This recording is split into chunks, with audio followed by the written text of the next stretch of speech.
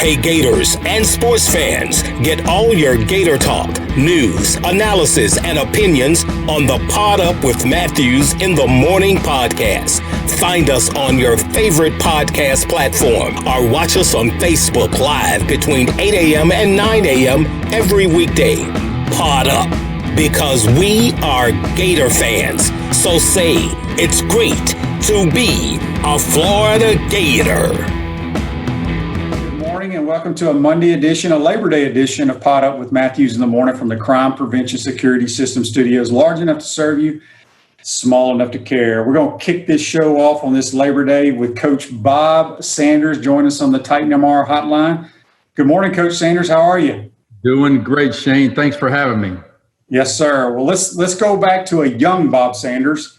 Back in the day, playing a little ball for the Davidson Wildcats. Just talk a little bit about your experience of playing, small-time college football and what that was like.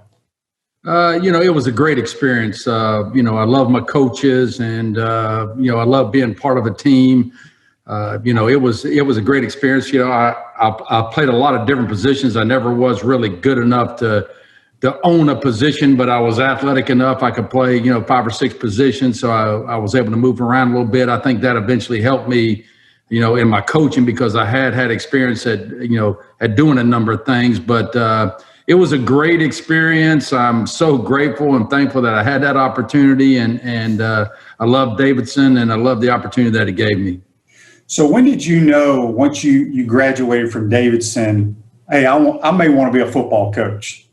Well, all my life I'd kind of been a gym rat. The most influential people in my life were, other than my dad, of course, were the coaches that I had, and I was always hanging around the gym. I was always, all summer long, all day long, I was at the gym, hanging out, helping coaches, working for nothing, but just being a gym rat, and the influence that my coaches from midget football to junior high, on through to high school and to college, the impact they had on me certainly affected my desire to coach. My dad coached us in Little League baseball, so with all those influences, I kind of knew that that's what I was going to do. I majored in political science, not sure exactly what I wanted at the time, whether it was law school or, working in politics or whatever. And ended up just going ahead and getting my teaching certificate. So when I graduated, I was able to land my first job, $9,700 a year coaching 3 sports, so I was a ball coach. So I taught history and was, a football coach. So really enjoyed that. So we're speaking with Coach Bob Sanders here on the Titan MR hotline. So Coach, let's fast forward to I think it was around 1985, Duke University. You're coaching there. Was Coach Spurrier on the staff? Was he the head coach at that time? No, he came a couple years later. That's what I thought. I with Steve Sloan for 2 years and really enjoyed and appreciate Coach Steve Sloan and the influence he had on me, his character, and the type of person that he was, and what he meant to me just personally. Much less professionally, but he was there for 2 years, and then Coach came. I'd actually worked with Coach for an off season at Georgia Tech back in 1979, and I was back then. It wasn't a GA; it was a part-time coach. You did everything a GA did, all the grunt work, except you could recruit, and you didn't have to go to class. So I'd had an opportunity to work with Coach. While we were at Duke, we had played fairly good defense, and so when he came, he ended up keeping the whole defensive staff that was there, a lot of which that came to Florida with us. Right. So the 1 year y'all win the ACC before y'all head to Florida. You've coached a lot of ball. You've coached a lot of great teams at Florida. You've coached in the NFL, and we'll get to all that. But where does that year where Duke wins the ACC championship in football rank in your mind? Probably one of the greatest years, most gratifying years. I think on defense, we had one guy, I think, that made second team all conference. Wow. Just to put it kind of in perspective. But with Coach, we always felt like we had a chance to win. Our guys were very, very confident. We didn't let it out in the news media as much, but they actually felt in their heart of hearts that we could win, the ACC. When Clemson came to town, a top 10 team, I can remember the team meeting, at the beginning of that week when Coach Spurrier, he told our whole team, he said, really, we have one chance in a million to beat these guys. He said, but we do have one chance. So here's what it's going to take. And so it was just one of those days. It was kind of rainy. Everything that could happen good for us happened good for us. We took some chances that normally you may not say would be sound football, that Clemson didn't really recognize we were taking, and we're able to hold on there at the end, and to beat Clemson at home, which kind of propelled us, one of the biggest wins probably in Duke history. So especially after that point, we knew we had that good chance to do that. Yeah. So then after that championship in 90, right before the 90 season, Coach Spurrier gets the head job here at Florida. Tell me how the conversation between you guys went. Was it like, Bobby, you want to come to Gainesville with me, or you want to stay here as a Dookie? How'd that transpire?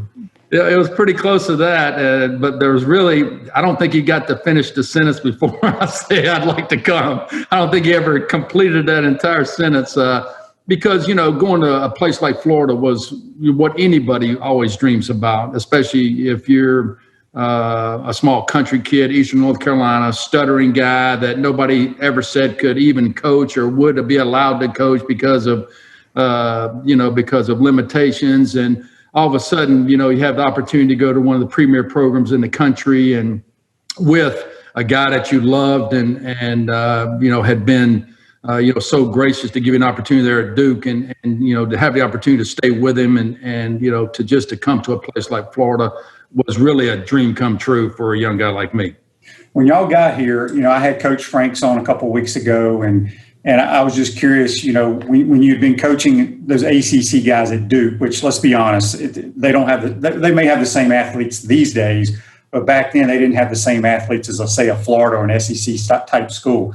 When y'all first got here, that first day of practice, were you like, holy cow, these dudes, it's a different breed? Huey Richardson and Mark Murray, and I mean, just those guys that I was fortunate enough to coach. They were, really, really, really good players. And to be in a situation now where in every game you had a chance to at least be favored, or if not favored, have a chance to still win every game, from just a public perception, was really, really neat. And, even though we always felt like we could win with Coach Spurrier, even at Duke, every game, I felt like we were going to win a national championship every week, just because that's the kind of belief he instilled in us. And I knew I'd been around him enough to know that we would have that chance. I can remember when we first got there,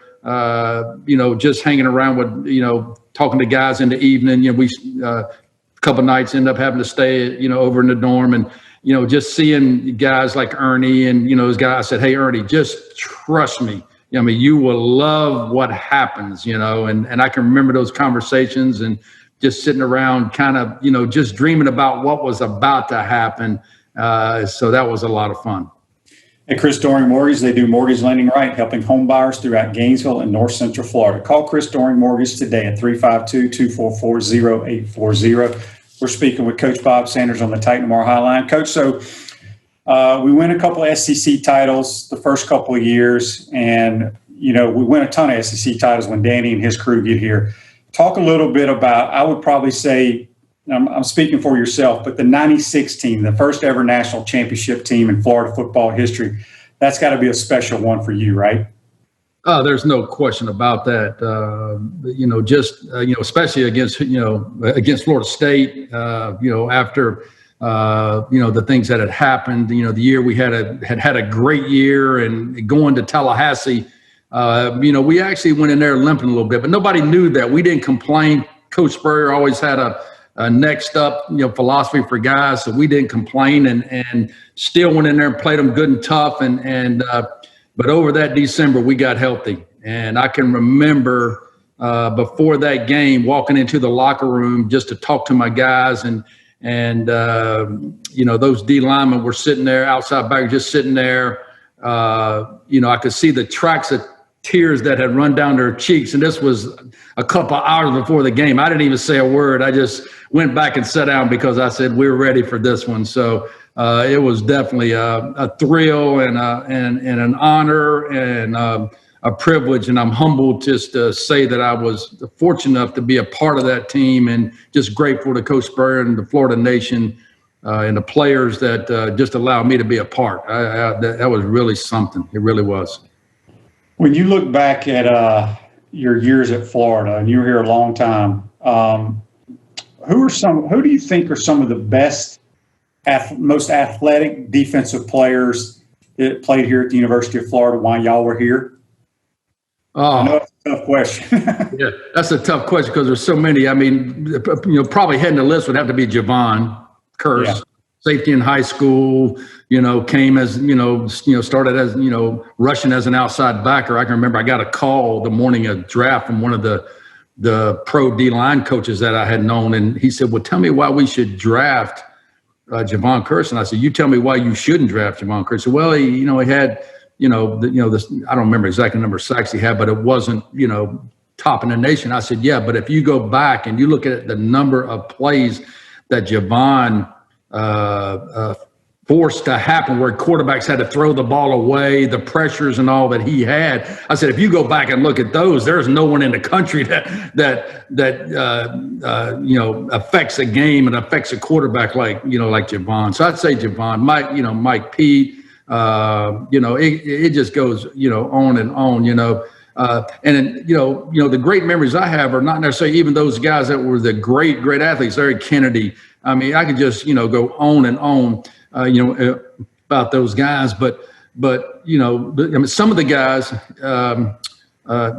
Darren Hambrick, I can remember Darren Hambrick leaving spring practice in his football pants and going over to the track and high jumping 6'6", just, after leaving practice, there's so many guys like that, but also the memories of guys that were just great Florida football Gators, the Willie Rogers and, the Cohens and the Beauchamps and, the Ellis Johnsons and the Kevin Carters and, the Kenyatta Walkers and,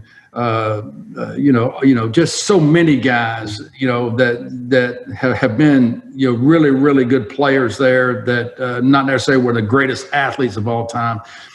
Probably one of the best athletes that I recruited while I was there wasn't on defense, it was on offense, was Ike Hilliard.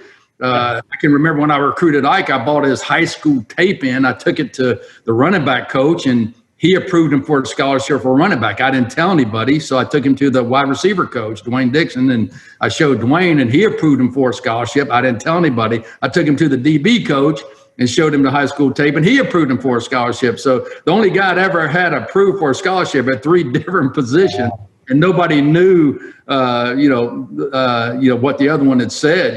They just watched the tape, and that's the kind of athlete that Ike was. So a lot of fun to be around. So, Coach, let me ask you this: we talked about so many guys that are so talented. I want to talk about 2 guys that are coaches' sons. You didn't specifically coach them, but you were around them a lot, and it was first couple of years here. Jerry Odom, the kind of player he was, now who's also a college coach at Tusculum University, and I give him crap all the time. He was the middle linebacker for the national title team, but he was probably the most unathletic guy on the team in James Bates, and you also worked with his dad for a long time. Talk about those 2 guys. Well, Jerry, very instinctive player, and that's why he's a good coach. His dad, just the influence of his dad, and but just leadership and all those type things, and those instincts, I think, took over for a lot of where he lacked athletically. And really, to a certain extent, the same with James. I think the thing about James was not only was he an effective, tough, hard-nosed football player like Jerry, but he was also a great leader. He could somehow keep things light and moving and He always was enthusiastic. You loved being around him. One of my favorite stories was we were getting ready to play FSU, and we were practicing over Thanksgiving. And I don't know if you remember hearing this, but it was that Thanksgiving morning, when there was nobody on campus. It was dreary, cold, rain, almost rainy, kind of misty. We go out, we're in stretching lines. Everybody's got on sweatshirts, and there's no enthusiasm. There's no excitement. There's nothing. And all of a sudden, James starts arguing with somebody about something. And everybody says, shut up, James, and all of a sudden they start yelling back and forth.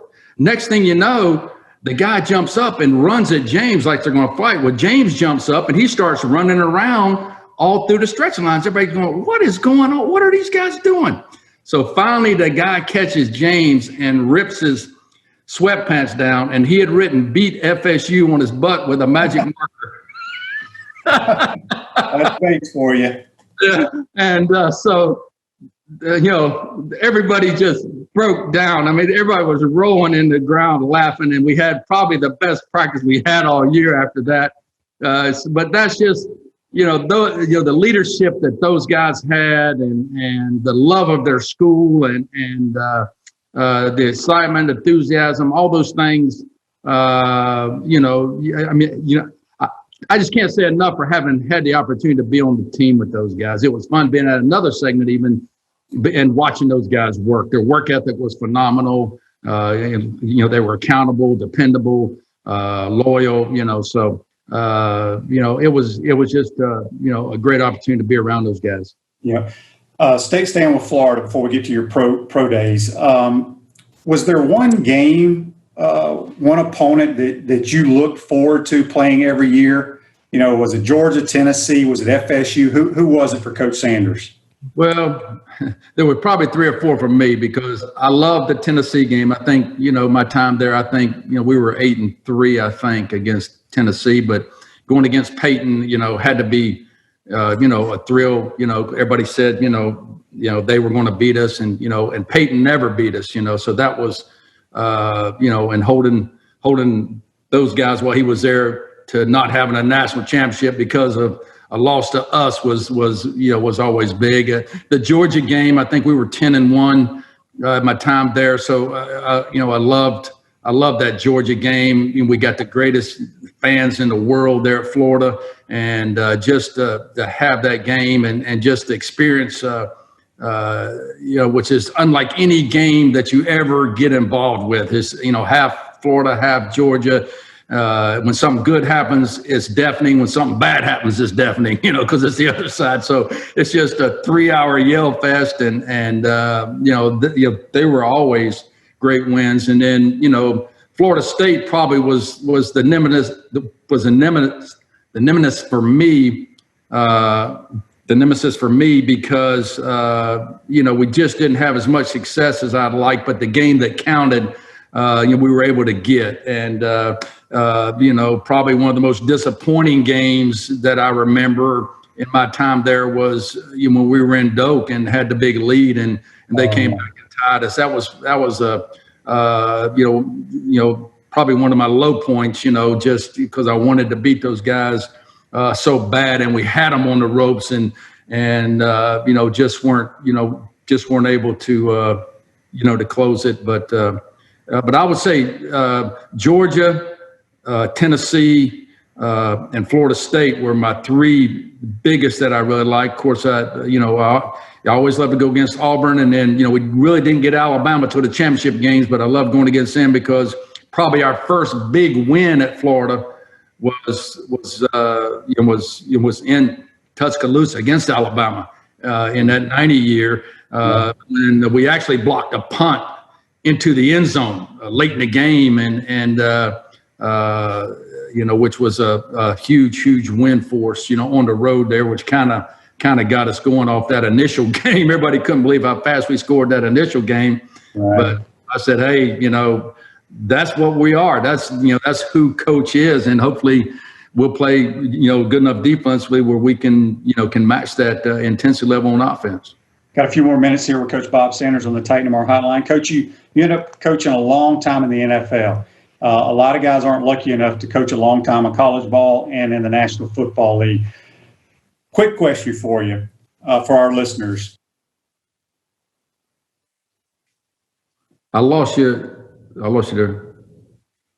There. Sorry about that. What was the main difference for you coaching college kids and then pro kids? Because, some of these veterans in the NFL, they don't want to hear from any coach. They kind of do it their own way. Was it difficult for you when you first got in the NFL, the coaching aspect? It really wasn't, Shane, because 98% of the guys want to be coached. And just like at Florida, guys would listen to you if they knew you were honest, you cared about them, and you were trying to help them, and you were helping them. And that was the same thing in the NFL. They didn't want, a lot of smoke and mirrors. If they felt you were sincere, honest, and that you cared about them and that you were trying to help them, 98% of the players were very receptive to coaching, whereas the 2%, that's what you always hear about, guys that don't want to be coached and that kind of thing. Probably the greatest players I coached in the NFL were the players that wanted to be coached the worst, their best, or just wanted it to, wanted me to be the best I could be. Zach Thomas, Junior Seau, those guys wanted to be coached. They wanted to be helped. They were appreciative when you coached them. Now, was it always easy? No, it wasn't always easy because they were the top level competitors. And you know how a competitor gets sometimes. You have to deal with some high octane situations, but as far as those guys, they were phenomenal professionals. Aaron Campman, Kabir Gbaja-Biamila, those guys, Charles Woodson, Al Harris, Pat Surtain, all those guys were just great players. Was on the team with Jason Taylor, watching him works. Sam Madison, Brock Marion, Tim Bowens. Those guys were great professionals that wanted to win, and they wanted you to help them. So, to be honest with you, for the most part, it was a little bit different. You're dealing now with wives and kids, as far as the problems that come up. Whereas in college, you may have to deal with some issues that may not be quite like that. But as far as football is concerned, the really good players wanted to be helped as long as you loved them and cared about them. Did you have a favorite franchise that you liked? I didn't. They were, I made it, it wasn't the franchise or the town's job to make me happy. I always went in with the idea that, hey, this was the best job in America, was this one I had right then. And, I loved everywhere. Miami was unique and as a little bit different clientele at the games, a lot of different people from all over the country. Then going to Green Bay, it doesn't get any better than Green Bay as far as a place to live and that kind of thing. Then Buffalo, the people there were phenomenal, hardworking people, loved their team and had been on some hard times financially. Then out to Oakland was a totally different, here's an Eastern North Carolina country kid going to Oakland, California, which was totally different from me. But again, Raider Nation and that experience was just phenomenal. And then, of course, ending up in Phoenix and was again a different, kind of franchise, but the desert, a totally different way to look at things. And then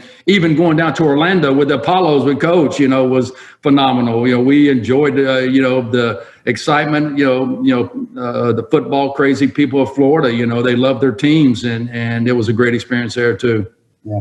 Last question for you, Coach. When it comes to coaching, when you look at the NFL and a college coach, obviously college it's become year-round because of the recruiting, the way it is nowadays. It's crazy. Was that somewhat a relief for you when you went to the NFL, that you didn't have to worry about this decision-making of a 17 or 18-year-old kid? Is he going to come play for me? It was from that standpoint, but then, when you alleviate that situation then you add something else into the equation, so I enjoyed my time, in coaching, enjoyed the guys I worked with, you mentioned Carl and Rich McGeorge and Jim Collins and Bobby Stu. I can go on and on, John Hope. all the guys that we worked with, Lawson Holland, just goes on and on. Jimmy Ray Stevens was with us down in Orlando. Having that opportunity, I think, again, recruiting was a little different, and it was just starting into that, computer stage where anybody could get on there and say you said anything, and all that kind of stuff, and it was starting to, to get kind of out of control. So again, I was looking forward, because anytime you're a competitor, Shane, I think you want to coach at the highest level you could possibly coach at. So for 43 years, I was blessed. I started in high school and had the opportunity to work at small colleges, big colleges, and then had the opportunity to go, to the NFL. Didn't make it to the Super Bowl, played in the NFC Championship game twice, just was, fell short twice to making it. But the experiences I had through every stop have been such a blessing from the good Lord. And I'm just so grateful and thankful to all the coaches I work with, especially Coach Spurrier, probably been one of the most influential guys in my life and the way I look at coaching players. And I'm grateful for Florida and all the people there. Yep. Last thing, I ask all the guys that work for him or play for him, you got to have one good Coach Spurrier story you can let us hear right now. I got so many. We could see, we'd be here all night. But, I think the thing I remember most is being on the sideline with Coach and just, especially at Duke when the crowd noise wasn't as high, and hearing our quarterback, make a check and him going, no, and him making the check from the sideline, and it turns into a touchdown. I can just remember so many times that happened, and getting on the bus, for the national championship game, and him having our practice schedule on the napkin. Because we'd all been together, we knew what he wanted, we knew what he expected, and the standard was the standard. And so it wasn't something that we had to meet for 2.5 or 3 hours to know how we wanted to practice. We knew how he wanted us to practice, and we knew what the standard was. So it, just working in that atmosphere. And then I guess the last one would be on my job description, I was the handicap coach on the staff, because he said I was the only honest one that would keep the handicaps right. So every time they wanted to play and I had to, to put the handicaps out, everybody was mad at me for the whole day, because I said, hey, turn your cards in then. I'm just doing what Coach asked me to do. That's right. That's great. That's great. Well, Coach, we appreciate you taking the time. Glad you're doing well. Maybe we'll see you back on the sidelines one day. We shall see. But thanks for joining PodUp with Matthews in the morning. I appreciate it, Shane. Thanks. Great seeing you. That's Coach Bob Sanders. We're going to take our first time out of the program here. When we come back, we're joined by JC, Johnny Cornell. You're watching and listening to PodUp with Matthews in the morning on a Labor Day edition from the Crime Prevention Security System studios. We'll be right back. Hey Gators, this is Coach Steve Spurrier. PodUp with Matthews in the morning. We'll be right back after this commercial break. We want to take this moment to thank all our sponsors who keep the show going and pay the bills.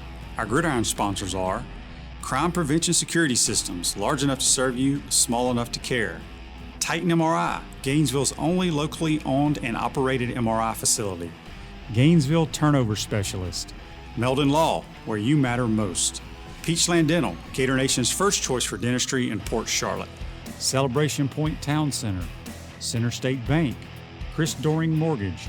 Our touchdown sponsors are Campus USA Credit Union, The Digital Mortgage Guy, Adams Ribs, Doreen Wiebe Realtor, Caldwell Banker MM Parish, Gator Dominoes, Celebrate Primary Care, Davis Gainesville Chevrolet, Miapa Latin Cafe, Rap Spot, Okido America, Gators Dockside, Radware, Style Cuts, Ironwood Golf Course, TB Financial, Meadowbrook Golf Course, Dar Shakow Insurance.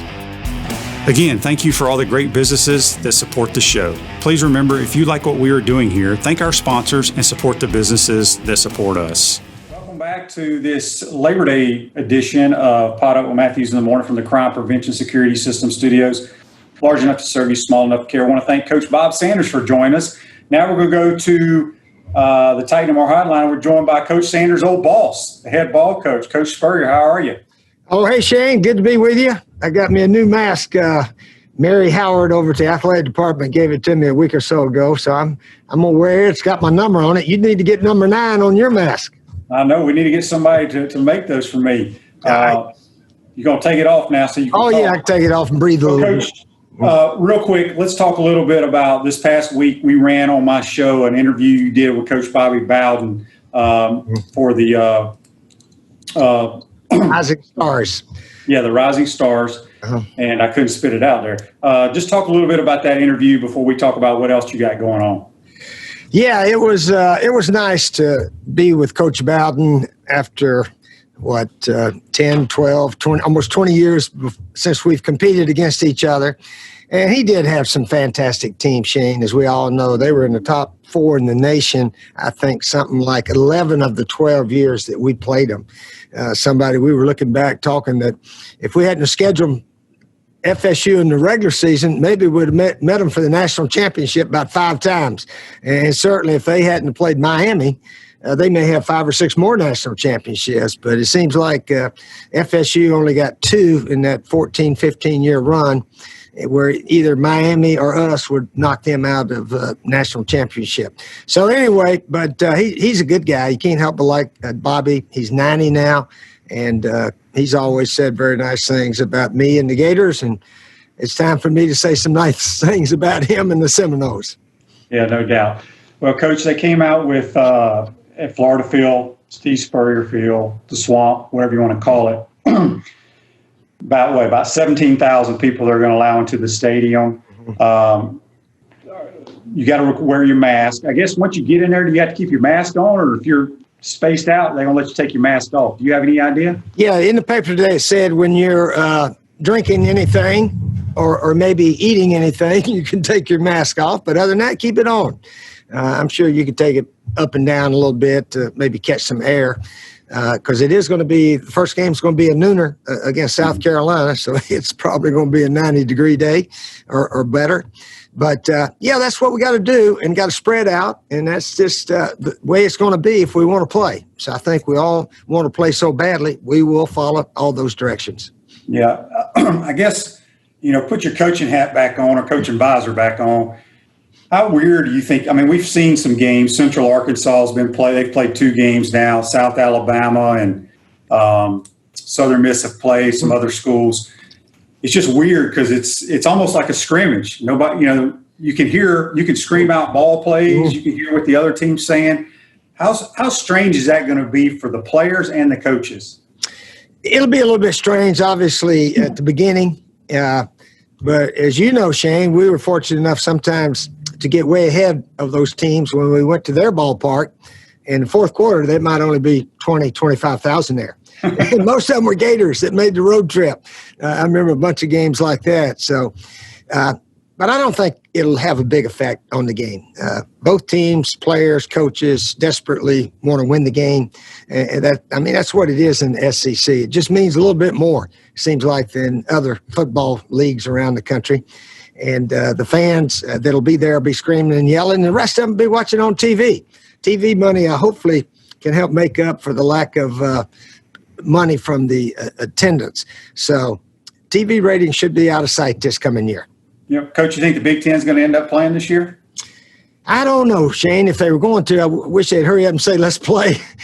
They keep dragging it out, or I don't know if they're even thinking about it or what. But certainly there is a push to play. And I think they ought to play. I think Pac-12 out there ought to play also. But for some reason, their leaders decided it wasn't the right thing to do. Coach, the restaurant's moving along very well. We're gonna you got a commercial that we're gonna show here on the show real quick, and then I'm gonna come back and ask you a few questions. So I'm gonna have the producer run the commercial right now. Okay. Hey everybody, Steve Spurrier here. I've been blessed with a lot of things during my playing and coaching career here with the Gators. Heisman Trophy, the 96 national champs, a whole bunch of SEC champs. And now we're bringing that same winning attitude to the restaurant game. So in the spring of 2021, we're opening Spurrier's Gridiron Grill in Celebration Point right here in Gainesville. We need 5-star recruits to fill the positions from the front of the house to the back. So if you have what you think it takes to make the cut, I'm inviting you to come one-on-one with a meet and greet with our management team September the 9th at Hotel Indigo, Celebration Point, and learn all about our job opportunities with the restaurant. Now, let me make this clear. I'm looking for the best of the best. So if you love your job, if you love the restaurant business, want to be part of an elite team right here in Gainesville, we want to meet with you and learn more about your experience. With your help and the best food and service around, we'll make Spurrier's restaurant the envy of the Seminoles and even the Bulldogs. So we look forward to working with you. That's September the 9th. We plan to meet at Hotel Indigo at Celebration Point. See you there.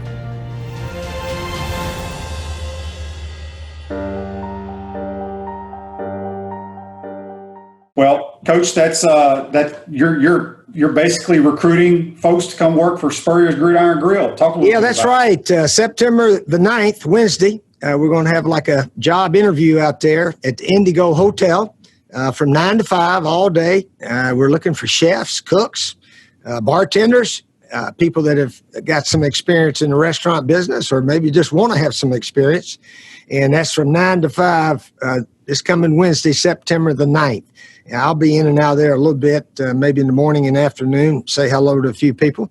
But, yeah, we're fired up about the restaurant. We're shooting for like March the 1st of 2021 to maybe have it really ready to go, and hopefully this virus that has gripped the nation will subside a little bit, or else we got to learn how to live with it, I think, and deal with it as we go through our lives. So the positions you're looking for, cooks, servers, bartenders, hosts, chefs, any of those type of people, right? And hopefully we can hire them in January. That'll be the time. So if they've got good jobs right now, they don't have to quit their jobs, that's for sure. And we'll start piecing it all together January of 2021. So we'll put this on the show on the Facebook Live that anyone is interested can visit and sign up on spurriersdraft.com, spurriersdraft.com, and it'll be a meet and greet this Wednesday. They're at Indigo Hotel, and if you want to work for the head ball coach in his restaurant, head on over there and maybe they'll hire you. Coach, anything else going on? How's the golf game? Golf game, I hadn't played in about 2 or 3 weeks. But anyway, I heard you had Bob Sanders on your show recently. And yes, sir. Bob, of course, worked with me at Duke before we came to Florida. And, one of the best coaches, one of the best recruiters probably I've ever had as an assistant coach. And, of course, he coached with me down with the Apollos. We went 7-1, finished on top of that Alliance of American Football. Oh, gosh, just last year, I guess, 2019. So Bobby's a good one, and I don't know if he's going to coach again or not. He's semi-retired like a whole bunch of us. But I think the right opportunity, he'd probably come back and coach somewhere. He told a good story about you, how he was always in charge since he was the only honest coach on the staff beside yourself about being in charge of the handicaps. Yeah. I used to tell Bob, you get everybody's handicap together because you're the most honest dude out here. Yeah, he told that story. It was great. Well, Coach, be safe out there. I like your new mask. And before we know it, we'll be in the swamp watching some football. I'll tell you a quick story about Bob. He thought I was going to fire him. We're playing at Duke. We had a medal into the tournament, add them all up, and we both hit the ball off number 10. I still remember. And there's 2 balls over there in the rough, and I hit his ball, Shane. Ooh. And we get up on the green. I hit it on the green. He got up on, and he was sort of stuttering a little bit. He said, Coach, I think you hit my ball. And I looked at it, and I said, I beat that. You're right, I did. So I took a 2-stroke penalty, went back to the fairway, and I lost it that day. He thought I was going to fire him for turning me in. But no, I hit the wrong ball. And I've done that a lot of times. When you're in the rough over there, you got to identify your ball if there's another one close by. So, but yeah, we would have a tournament 4 or 5 times a year, all the time up there with those Duke guys. Yep. All right, Coach. Well, we'll talk to you soon. Looking forward to the restaurant. Okay. And we'll talk to you again. All right, Shane. Good to be with you. All right. That's Coach Steve Spurrier. Join us on the Titan MRI Hotline. We're going to take our second time out of the program. When we come back, we'll be joined by Johnny Cornell, and we'll wrap this show up. You're watching and listening to PodUp with Matthews in the Morning from the Crime Prevention Security System Studios. We'll be right back. Hey, Gators, this is Coach Steve Spurrier. PodUp with Matthews in the Morning. We'll be right back after this commercial break. We want to take this moment to thank all our sponsors who keep the show going and pay the bills. Our Gridiron sponsors are Crime Prevention Security Systems, large enough to serve you, small enough to care. Titan MRI, Gainesville's only locally owned and operated MRI facility. Gainesville Turnover Specialist. Meldon Law, where you matter most. Peachland Dental, Gator Nation's first choice for dentistry in Port Charlotte. Celebration Point Town Center. Center State Bank. Chris Doring Mortgage. Our touchdown sponsors are Pomodoro Cafe. Big Mills Cheesesteaks, Cornerstone Financial. McDonald's Gainesville. My IT Masters. Gainesville Neon and Signs. 84 Lumber. Tropical Smoothie. Chick-fil-A on Archer Road. Aver and Smith Personal Injury Attorneys. Orange Theory Fitness. PRP Regeneration Specialist. And Dowling Signs. Again, thank you for all the great businesses that support the show. Please remember, if you like what we are doing here, thank our sponsors and support the businesses that support us. Welcome back to this Labor Day edition of PodUp Matthews in the Morning from the Crime Prevention Security System Studios, large enough to serve you, small enough to care. I want to apologize for Facebook stinking up the show today. It's not our fault. Facebook's just not getting it done on Labor Day. Now we're going to go back to the Titan MR hotline after we've had Coach Bob Sanders on. We've had the head coach on.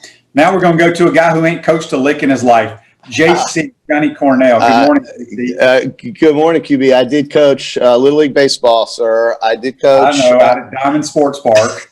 That's right. And we were very good. They wanted to name our team the Red Sox, not the Boston, but they wanted to call us the Red Sox, and I blocked that, and we became the Cardinals. And that team went unbeaten and won every game, and it was really exciting. That was the 1 year I was undefeated.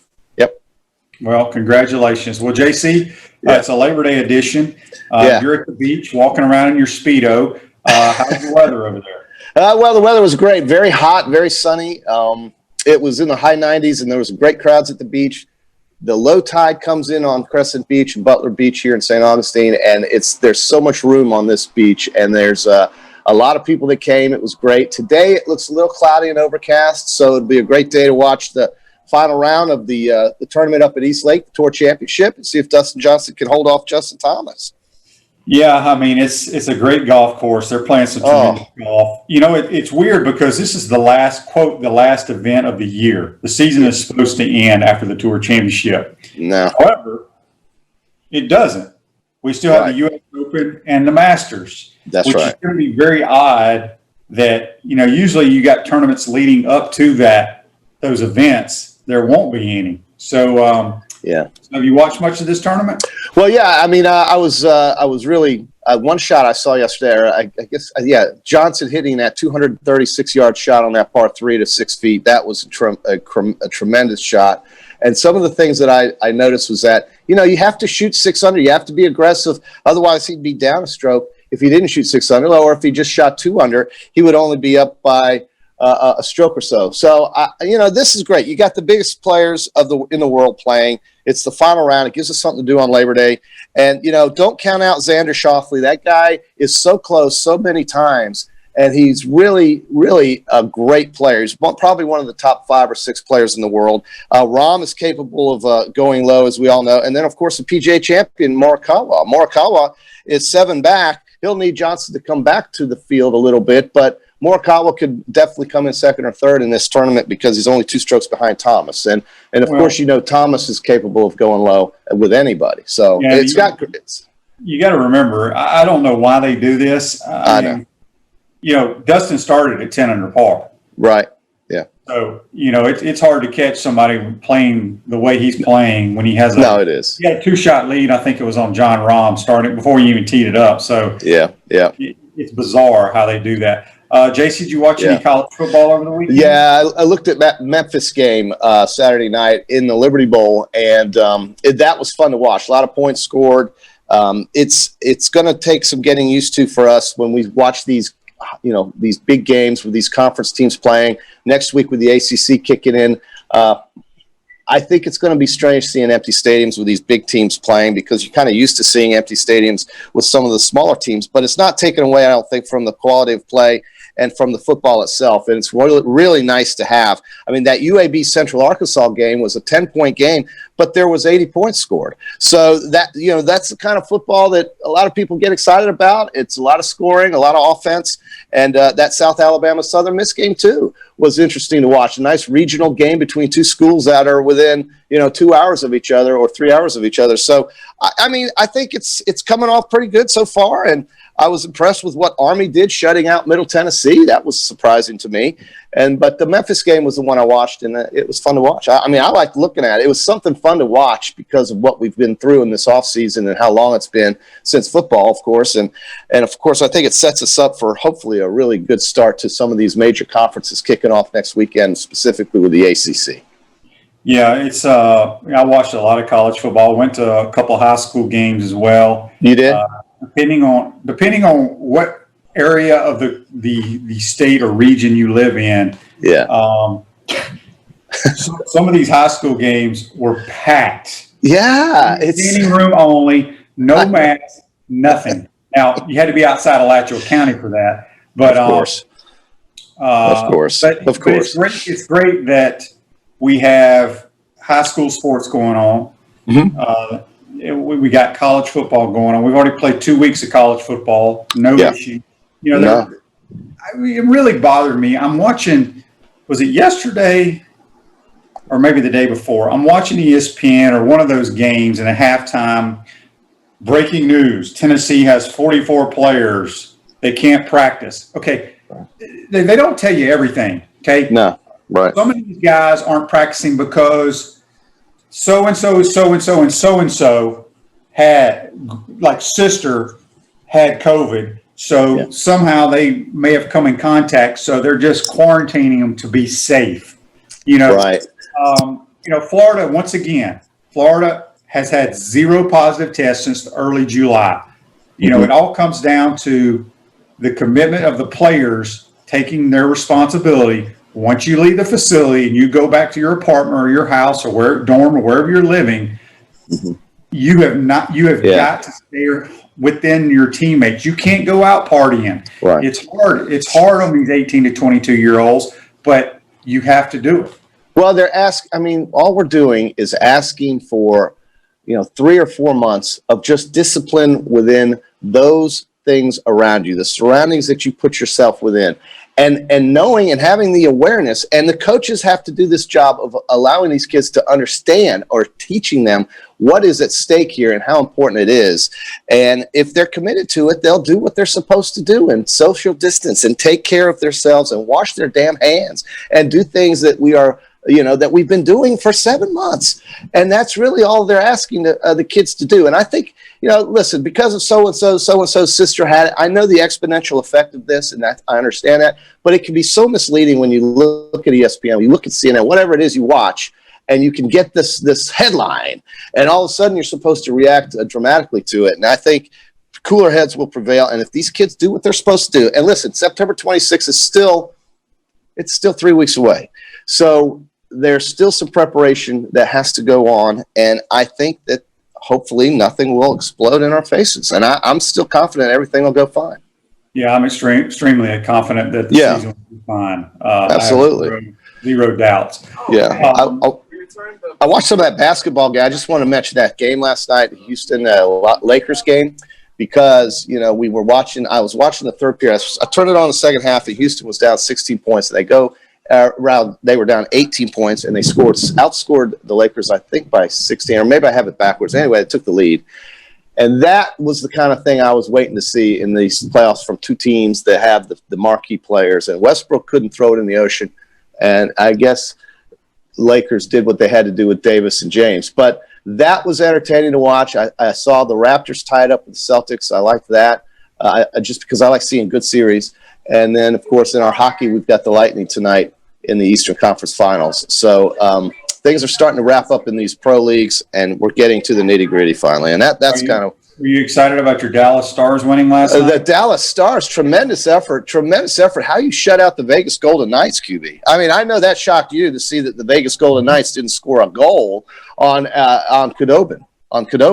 But Khudobin's done a great job filling in for Ben Bishop for the Dallas Stars, and I think the Stars are the surprise of the Final Four thus far because they were not supposed to beat Colorado to begin with. So we've got Dallas up 1 in the Western Conference Finals. They're all moving over to Edmonton now and playing. The Lightning will be playing tonight against the New York Islanders, who won a 7-game series against the Flyers. And even though they're playing in empty arenas and they're only playing in the bubble, these guys want to win that cup because it means just as much to them winning the cup in this scenario as it would in any other year. So that's cool. Yeah. Did you watch the Kentucky Derby at all, JC? I missed that. I have to admit, I was out there cooking Italian sausages, the hot Johnsonville types. That's the kind you should buy.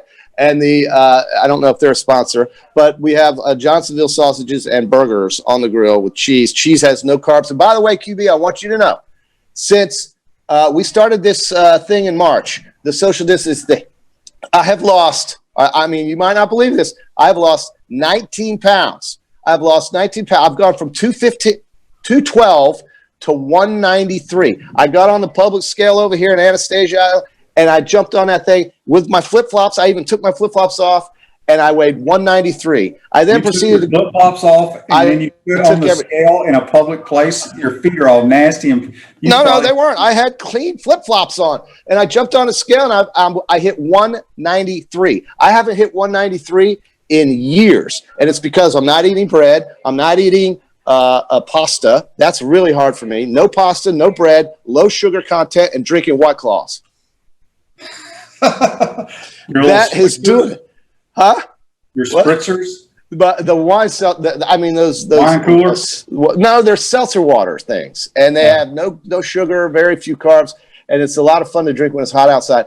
And then I went to Hurricanes across the street from the condo here, and they gave me a Hurricane shirt with hurricane flags on the back.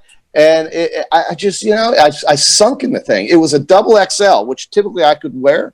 I put that double XL on last night. I felt like the thing was falling off of me. So I am losing weight, QB. You will be impressed when you see me more. That's great. That is great. I also want to thank all our newest followers. Last week was a record for us. We gained 250 followers in 1 week. Not likes, JC. We like likes, but we prefer followers. Followers is more important. So I want to thank everybody. Make sure you share. You can check us out on YouTube, Spotify, Apple Podcasts, Google Podcasts, all that good stuff. Let me see here. I think we got a text here. It comes from Rick. Rick says, we got Duke and Notre Dame next week. That's right. Buchholz graduate will kick ass. That's right. Well, speaking of Buchholz, I think they're going to have their game next Thursday too. Their first game in high school. They play Friday night, JC. Friday night. I mean, but the first game that my friend Lindsay gets to go to, because she didn't get to go to the last game because the tickets weren't available. I guess they're trying to keep fewer people in. I saw she wasn't allowed to go in. Well, she just did. She wasn't allowed to get a ticket. Maybe it's because she's a freshman. Her dad, Jay, was not happy. But we have plenty of ACC football. Yeah, Syracuse is playing North Carolina as well. West Virginia's playing. What's that? Who the semis got? The semis are on the schedule with the. Just give me a second here. I just said it before the show to you. Why am I not seeing it? The Seminoles. are playing Georgia Tech. So Georgia Tech is traveling to Tallahassee to play a 3:30 game, and James Blackman, I mean, that's the guy he listed as the quarterback. That's the guy who was failing dramatically last year under Willie Taggart, and I'll bet you under Mike Norvell he plays better. We'll see. We shall see. So, JC, we got golf today. Yeah. You got hockey tonight. Hockey continues, and the NBA playoffs continue all week. Yeah. Oh, yeah. It's good. Good. Thursday it's a good night, day. Thursday night, the NFL kicks off. Mm-hmm. You excited for the NFL? You in a fantasy draft? Any of that stuff, JC? We're going to do that, QB, and I think you know you're going to see the two of the highest paid players in football history playing on Thursday night with Watson's new deal, $160 million over 4 years. My goodness, Just do the math there. And then, of course, what Mahomes got with Kansas City. I think, obviously, the Chiefs have to be considered the favorite in the AFC. Why wouldn't they be unless something happens? I mean, they re-signed Jones on franchise tag. They got on the defensive side. They've still got the offense that nobody can stop right now. And Andy Reid is re-upped for I don't know how many more years, 4 or 5 more years. So everything looks really good for Kansas City, but that's typically not always the way it works out from week 1 to week 16. And I don't know. I think the Chiefs should win that game, but who knows? It'll be fun to watch at least and see Deshaun Watson try to keep up with them because he's going to have to. Yeah, no doubt about it. So, JC, I don't think we've spoken with you since Florida came out with their attendance policy. How many people they're going to allow? I think it's going to be 17,000, which doesn't seem like a whole lot to me. I saw Marshall Stadium, who only holds about 38,000, at about a little over 12,000, 13,000 in their facility. Yeah. What are your thoughts on that? Well, so we did touch on this on Friday, QB, and one of the just briefly though.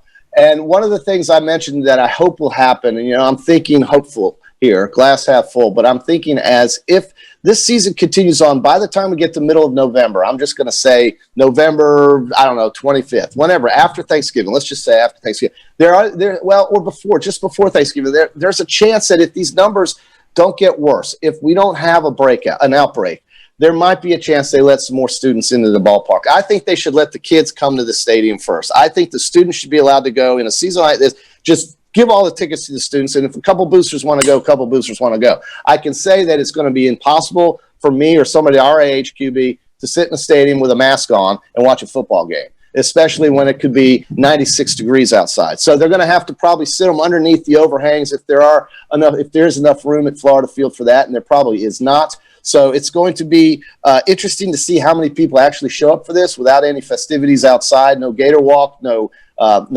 spirit, nothing, no tailgating. I just would like to see these restrictions loosened by the time we get into late October. I don't know if that's wishful thinking. It probably is. But at some point, if things don't get worse, then I think they will get better. And if they get better, we could probably see as we get toward the end of the season, more fans be able to go watch live. But you and I are probably just going to enjoy it like we mostly always do and see how it works out on the TV. Yeah, I don't know what's going to happen. I do hope they put more people in there. I want the students to get the whole college experience is the tailgating and all that. If I was going to give up one thing, I can give up the tailgating if they allow more people in the stands, which I don't see one problem with that. NASCAR's having 40, 50, 60,000 people in their arenas. Why they can't have more? I think they need to allow the band, some portion of the band, whether it's a pet band like they have at basketball, just that small little band.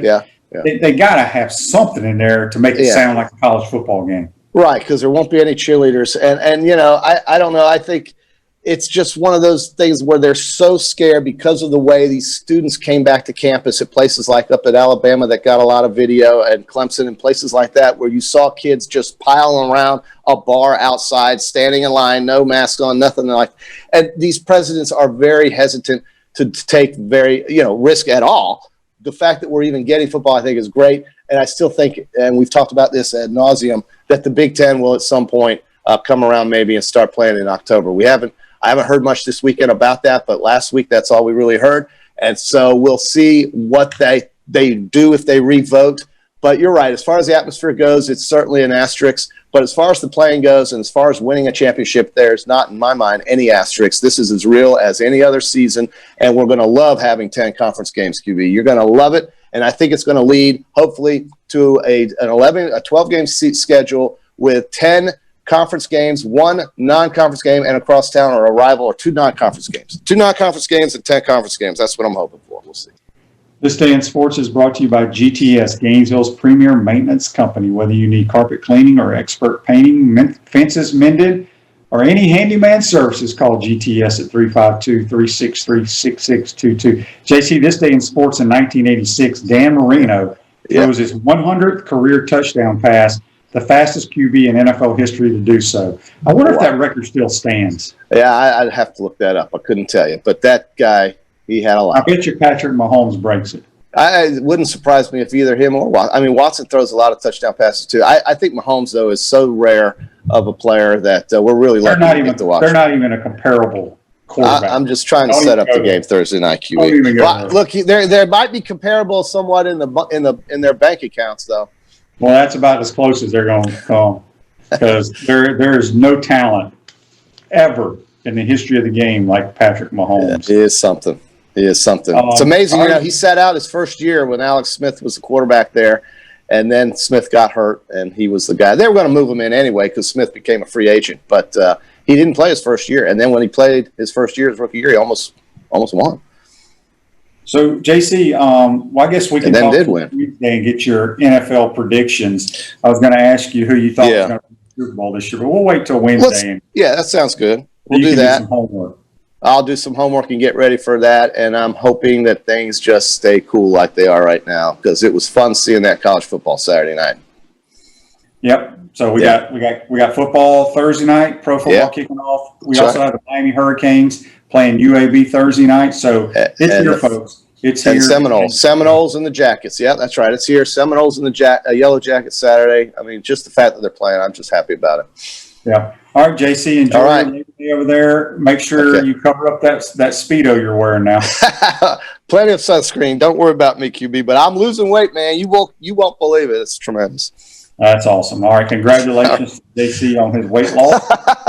Folks, today's show is going to be a wrap, brought to you by Wrap Spot. Make sure you be safe out there. Have a tremendous Labor Day. We will see you tomorrow. We have a special guest tomorrow. It's Buddy Martin Tuesday, but we got Bill Pizza Feinberg, Pizza Bill, who is the guy that kind of holds the whole athletic program together.